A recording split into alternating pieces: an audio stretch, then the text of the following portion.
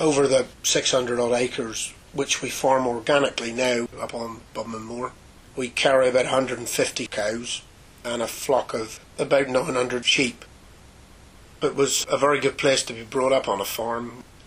We always had jobs to do. It was just a natural thing. You would ride around to check the stock, as I did with my father and he did with his, and my sons have done it with me, and they instinctively know what to do and what to look for, and there's always something being born. My sons would be the 5th generation on this place. My eldest son has gone into agricultural mechanics. My middle son has got 300 or 400 of his own sheep already, and Billy is still at school. He's 14, but he's already buying sheep off of me. We used to get quite a few tame lambs, and I know my mother did have a tame lamb that used to come in the house as an adult sheep, and it would come up beside her and put his feet up on the chair and eat cornflakes out of the bowl.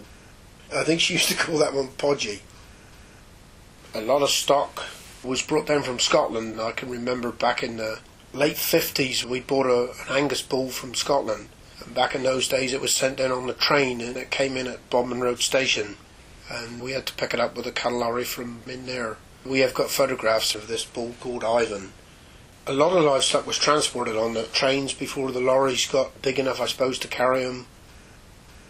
We've always got dogs on the farm, mostly collie dogs. You get very attached to them because the dogs spend hours in the Land Rover with you and out in the field. Either a single sheep or a flock of 200, they'll round them up and sweep them in the pens and whatever you've got to do. You couldn't work sheep without them. Now one of my sons has got a hunt-away dog, a slightly different sort of dog, that barks and jumps up on their backs to handle them in the pens. Most of my dogs are called Jed. The name needs to be short, single syllable, and roll off the tongue easily.